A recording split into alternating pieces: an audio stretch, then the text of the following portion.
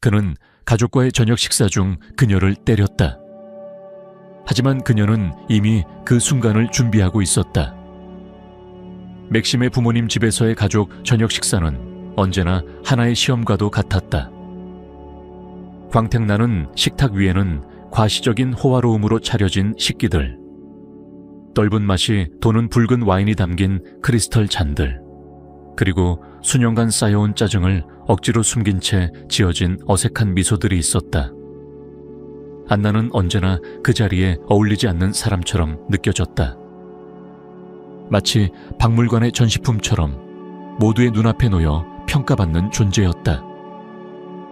오늘 이 자리는 맥심의 아버지 아르카디 페트로비치의 생일을 기념하기 위해 마련된 것이었다.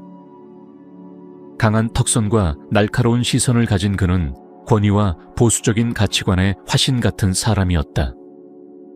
반면 맥심의 어머니 엘로노라 빅토로브나는 겉보기엔 온화하고 순종적인 사람이었지만 그 뒤에는 냉철한 계산과 사람을 조종하는 능력이 숨어 있었다. 음식은 정교했지만 분위기는 숨 막힐 정도로 답답했다. 이야기의 중심은 언제나 맥심의 업무 성과, 장래 계획, 그리고 그의 장점들이었고 안나는 대체로 존재감이 없었다. 그녀에 대해 언급할 때는 거칠애로 외모나 얌전함을 칭찬하는 정도였다. 안나는 억지로 미소를 지으며 적절한 순간에 고개를 끄덕이고 대화를 맞췄지만 속으로는 긴장감이 점점 고조되고 있었다. 맥심은 테이블 끝자리에 앉아 자신감과 우월감을 내뿜었다. 그는 잘생기고 성공적이며 모든 사람의 찬사를 당연하게 여기는 사람이었다. 안나는 언젠가 그에게 반했던 기억이 있었다. 그의 강인함과 카리스마에 매료되었던 그때. 하지만 시간이 흐르며 그 강인함은 통제가 되었고 카리스마는 폭력적인 권위로 변해갔다. 갑작스레 유리잔이 깨지는 소리가 정적을 깼다. 안나가 실수로 잔을 건드렸고 붉은 와인이 눈부신 흰 식탁보 위로 쏟아지며 흉측한 얼룩을 남겼다. 또 이러냐? 맥심은 짜증 섞인 목소리로 말하며 안내게 불같은 시선을 던졌다. 왜 이렇게 덤벙대는 거야? 안나는 얼굴에 피가 몰리는 것을 느꼈다. 입을 열어 사과하려 했지만 목에서는 아무 말도 나오지 않았다. 맥심, 왜 그러니? 엘로노라 빅토로브나가 상황을 부드럽게 만들려 했다. 누구든 그럴 수 있잖아. 아니야, 엄마. 보통 사람은 이러지 않아. 맥심은 단호하게 잘라 말하며 안나를 노려봤다. 쟤는 맨날 손이 삐뚤게 붙었나 봐. 안나는 고개를 숙인 채 눈물을 참으려 애썼다. 지금은 조용히 있는 것이 최선이라는 걸 알고 있었다. 그의 분노를 자극하면 안 된다는 걸. 하지만 오늘은 달랐다. 오늘 그녀는 준비되어 있었다. 긴장감은 점점 더 고조되었다. 아르카디 페트로비치는 그저 침묵한 채 이 상황을 바라보았다. 마치 평범한 연극을 보는 듯한 눈빛이었다. 엘로노라 빅토로브나는 불안한 듯 냅킨을 꼼지락거렸다. 갑자기 맥심이 벌떡 자리에서 일어나더니 안나의 팔을 거칠게 잡았다. 가자. 그는 날카롭게 말하며 그녀를 입구 쪽으로 끌고 갔다. 할 얘기가 있어. 안나는 벗어나려 몸을 뒤틀었지만 그의 소나기는 너무도 강했다. 맥심, 제발 놔줘. 그녀는 조용히 말했다. 가자고 했잖아. 그가 고함을 지르는 순간 그의 손이 번쩍 들렸다. 그의 주먹이 예상치 못한 타이밍에 그녀의 뺨을 강하게 강타했다. 안나는 날카로운 통증을 느꼈고 눈앞이 흐릿하게 변했다. 몸이 휘청거렸고 가까스로 균형을 잡았다. 방 안은 고요에 잠겼다. 아르카디 페트로비치와 엘로노라 빅토로브나는 시선을 피하며 아무 말도 하지 않았다. 그들은 이미 아들의 그런 행동에 익숙해져 있었다. 그들은 개입하지 않았다. 비난하지도 않았다. 그저 아무 일도 없었던 것처럼 외면했을 뿐이다. 하지만 안나는 달랐다. 눈물이나 두려움 대신 그녀의 얼굴에는 차가운 미소가 떠올랐다. 그녀는 몸을 똑바로 세우고 맥심의 눈을 똑바로 바라보며 아주 작게 말했다. 이제 끝이야. 맥심은 얼떨떨한 표정으로 굳어졌다. 그는 분노, 용서의 간청, 공포로 가득한 눈빛을 기대했다. 하지만 그녀의 눈동자에서 느껴지는 건 차가운 침착함과 결단이었다. 뭐라고 했어? 그가 당황한 듯 물었다. 안나는 아무 대답도 하지 않았다. 그녀는 조용히 돌아서 방을 나섰고 남겨진 맥심과 그의 부모는 당황한 채 서로를 바라보았다. 안나는 현관문을 나서며 자신이 처음으로 맞았던 그날을 떠올렸다. 결혼한 지 1년쯤 되었을 무렵 사소한 말다툼이 격해졌고 갑작스레 맥심이 자제력을 잃었다. 그는 그녀의 얼굴을 강하게 때렸고 그 후 무릎을 꿇고 울며 용서를 빌었다. 안나는 그를 용서했다. 그의 눈물에 진심이 담겨 있다고 믿었고 다시는 그런 일이 없을 것이라고 스스로에게 다짐했다. 하지만 그 일은 반복되었다. 처음에는 말로 하는 모욕이었고 다음에는 어깨를 밀치고 뺨을 때리는 일이 이어졌다. 그리고 결국 더욱 심각한 폭력으로 악화되었다. 맥심은 언제나 자기 행동을 변명했다. 직장에서의 스트레스, 부모님과의 갈등, 안나의 잘못된 행동. 그녀는 그의 말에 설득당했고 오히려 자신을 탓했다. 그를 화나게 하지 않기 위해 더 잘하려고 노력했다. 그와 대화를 시도했지만 설득도 심리상담을 권유하는 것도 모두 헛수고였다. 맥심은 자신에게 문제가 없다고 믿었고 그녀가 말 안 들으면 당연히 벌을 받아야 한다고 여겼다. 그는 그녀의 삶을 하나하나 통제했다. 그녀의 말과 행동, 생각까지도. 그녀는 점점 숨막히는 현실 속에서 살아갔다. 누구에게도 이 사실을 말할 수 없었다. 친구들과 가족에게 말하는 것이 부끄러웠다. 그들이 자신을 불쌍하게 여기거나 약하다고 생각할까봐 두려웠다. 아니, 혹시 그녀가 이 상황을 자초했다고 생각하지는 않을까 하는 생각이 더 무서웠다. 몇 주 전 맥심이 여전히 자신의 권력을 당연하게 여기며 살아가고 있을 때 안나는 벗어나기 위한 준비를 시작했다. 그의 곁에서 보내는 매일매일이 점점 더 고통스러웠지만 그녀는 자신의 감정을 완벽히 감췄다. 이미 자기 자신이 아닌 사람처럼 되어버린 그녀는 그림자처럼 조용히 움직이며 계획을 세웠다. 가장 먼저 한 일은 그의 분노의 순간들을 기록하는 것이었다. 처음엔 그것조차 너무 무서웠다. 손이 떨리고 목이 막혀 말을 잇지 못했지만 그녀는 이를 악물고 녹음기를 작동시켰다. 매번 그의 고함과 욕설, 위협적인 말투가 무음의 증인으로 저장되었다. 어느 날 유난히 격렬한 싸움 끝에 맥심은 그녀의 어머니가 준 소중한 꽃병을 산산조각내며 분노를 터뜨렸다. 안나는 조용히 그 조각들을 주워 담았다. 그러면서 깨달았다. 자신이 지금 모으고 있는 것은 단순한 유리 조각이 아니라 산산이 부서진 자신의 과거였다는 것을. 그 순간 그녀는 결심했다. 혼자서는 이 지옥에서 벗어날 수 없다고. 도움을 요청해야 한다고.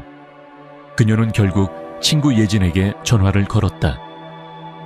변호사로 일하는 예진은 그녀가 오랫동안 마음속에 간직해온 유일한 희망이었다. 전화를 걸 때 안나는 눈물에 목이 메어 제대로 말을 잇지 못했다. 하지만 예진은 조용히 끝까지 들어주었고 단호하게 말했다. 내가 도와줄게, 안나. 절대 이대로 끝내지 않을 거야.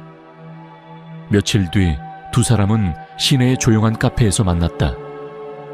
안나는 손에 쥔 커피잔을 만지작거리며 고개를 들지 못했다. 예진은 그녀의 손을 조용히 잡고 말했다. 처음부터 끝까지 다 말해줘. 천천히 괜찮아.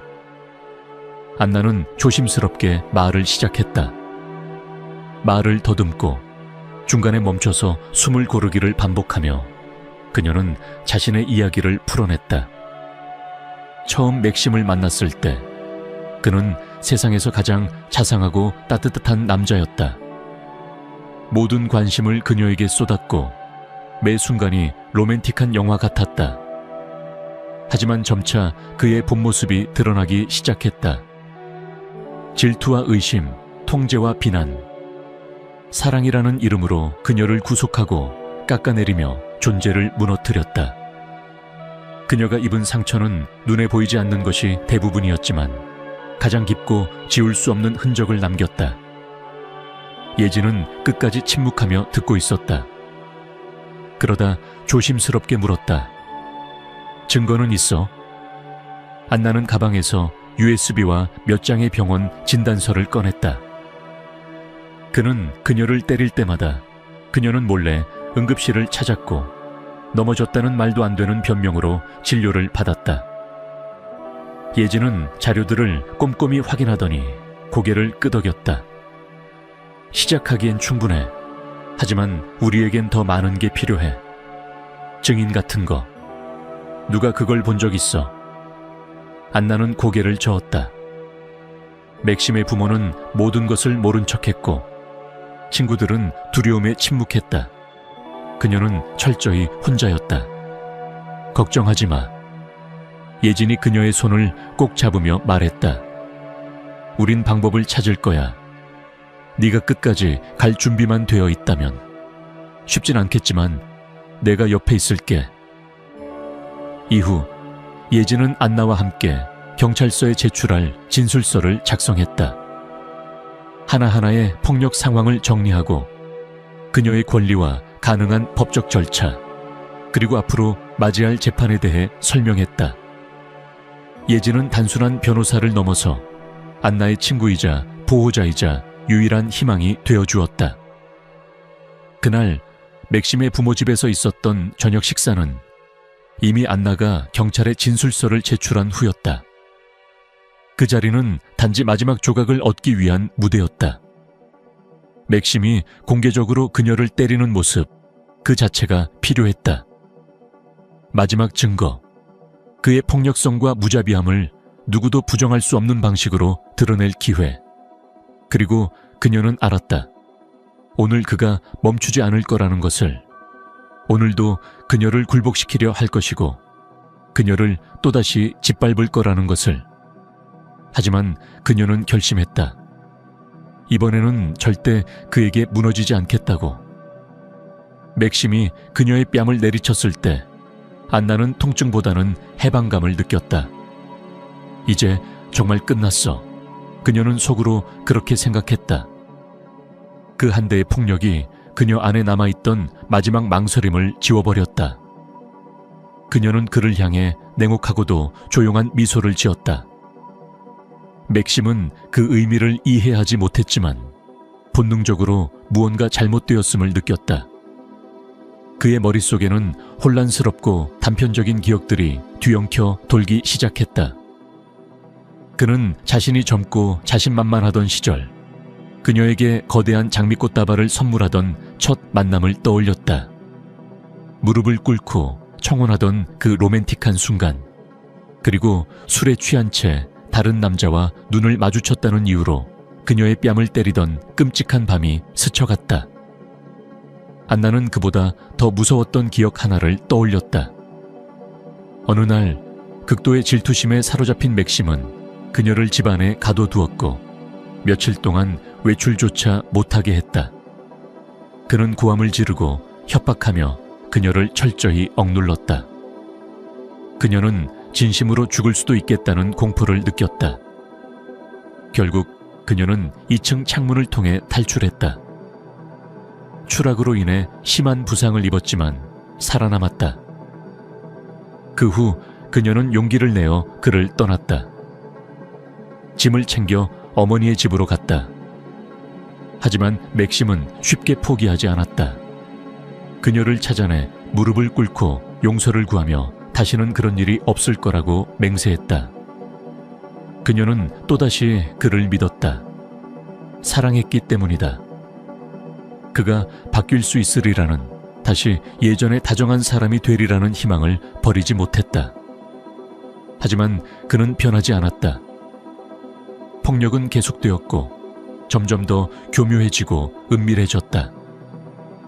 그는 이제 손보다 말로 그녀를 조종했다. 죄책감, 두려움, 의무감, 그리고 자책을 이용해 그녀를 무력하게 만들었다. 안나는 서서히 자신을 잃었다. 자신감도, 자존감도, 삶에 대한 희망도. 그저 그가 원하는 대로 움직이는 하나의 존재일 뿐이었다. 다음 날 아침, 맥심은 초인종 소리에 잠에서 깼다. 짜증 섞인 얼굴로 문을 열자 경찰 제복을 입은 두 남성이 서 있었다. 맥심 서기의 빛이 오. 한 명이 건조한 목소리로 물었다. 네, 접니다. 무슨 일이죠? 그는 혼란스러운 얼굴로 대답했다. 경찰서로 동행해 주셔야 합니다. 설명은 그곳에서 드리겠습니다. 다른 경찰관이 짧게 말했다. 맥심은 순간 당황했지만 곧 자신에게 있을 리 없는 일이라며 마음속으로 되뇌었다. 이건 분명 오해야. 그냥 이상한 해프닝일 거야. 그는 억울하다는 말을 꺼냈지만 경찰은 요지부동이었다. 결국 그는 옷을 챙겨 입고 그들과 함께 경찰서로 향했다. 조사실로 끌려간 맥심은 마주 앉은 수사관을 보고 불편한 기색을 감추지 못했다. 수사관은 서론 없이 바로 본론으로 들어갔다. 맥심 서기의 빛이 귀하는 배우자 안나 오를롭에게 상해를 입힌 혐의를 받고 있습니다. 이에 대해 알고 계십니까? 맥심은 순간 분노가 치밀었다. 그 여자, 속으로 그렇게 외치며 이를 악물었다. 입으로는 억울한 듯 말했다. 그게 무슨 말입니까? 저는 한 번도 아내에게 손을 댄 적이 없습니다. 이건 완전한 오해입니다. 하지만 수사관은 그의 연기에 아무런 감흥도 없는 듯 묵묵히 책상 위에 몇 장의 사진을 펼쳐 보였다. 사진 속에는 안나의 얼굴과 몸 곳곳에 남은 선명한 멍 자국이 보였다. 이것도 오해입니까? 수사관은 그를 뚫어지게 바라보며 물었다. 맥심은 머릿속이 하얘지는 것을 느꼈다.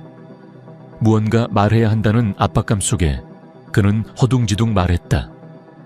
그건 아마도 자기가 넘어졌을 겁니다. 여러 번요. 수사관은 가볍게 비웃듯 말했다. 다른 날에, 다른 시간에 항상 같은 얼굴 부위에 부딪혔다고요. 맥심은 말문이 막혔다. 아무 말도 할 수 없었다. 그가 던진 변명은 스스로도 믿을 수 없을 만큼 어처구니 없었다. 거짓말이 무너지는 소리가 그의 귀에 들리는 듯했다. 절망이 그를 집어삼켰다. 평소와는 다른 낯설고 무력한 감정이었다. 처음으로 그는 스스로를 벼랑 끝에 몰린 존재로 느꼈다. 그 시각 맥심의 고급 아파트 안은 혼란 그 자체였다. 부모가 소식을 듣고 급히 달려왔다. 그러나 그들의 분노는 아들에게 향하지 않았다. 안내게 있었다.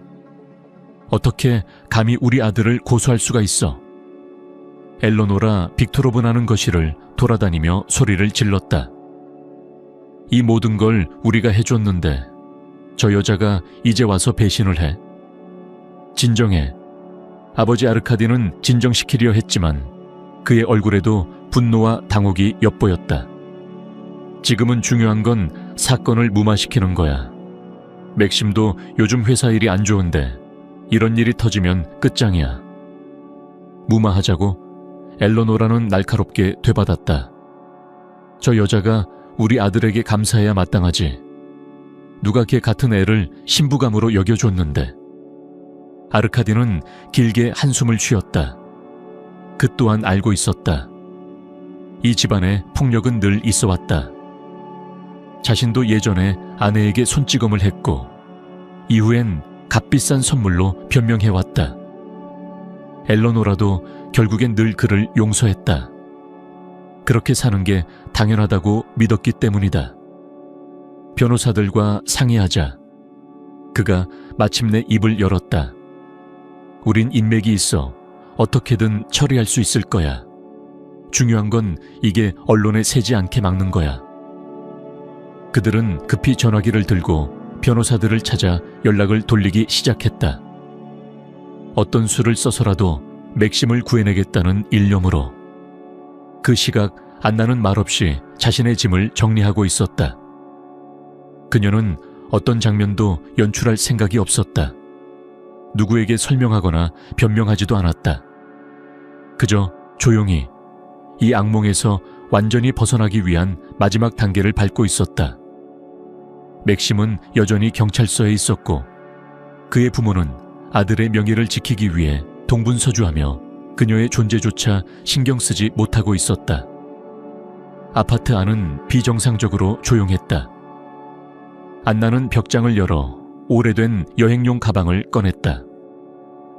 몇 해 전 맥심과 함께한 첫 해외여행 때 사용했던 가방이었다.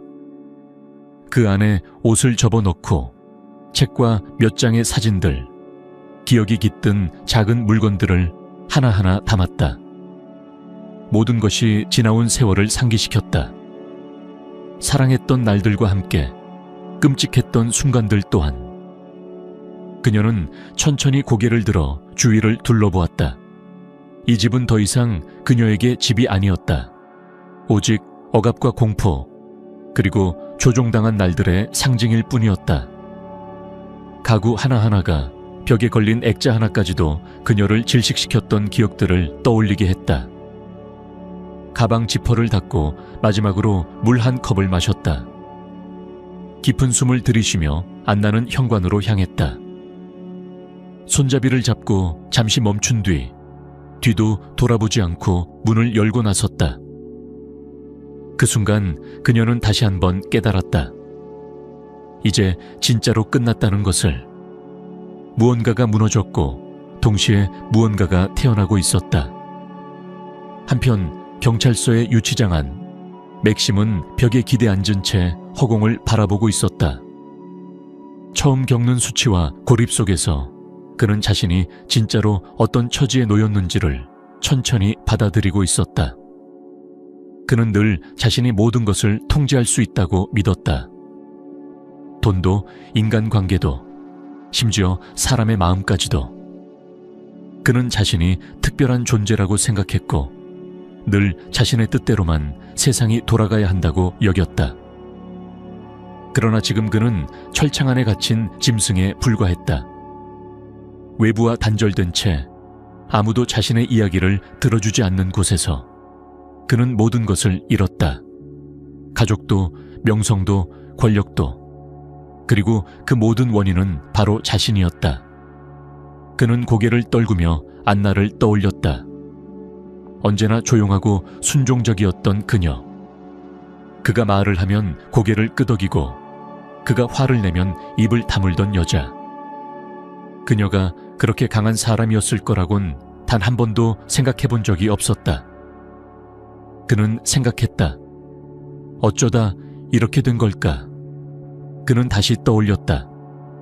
처음 그녀를 매혹시켰던 장면들, 그녀를 유혹했던 말들, 그녀를 길들이던 방법들.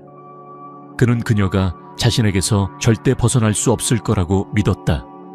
하지만 그는 틀렸다. 그녀는 결국 자신을 깨뜨리고 그를 무너뜨렸다.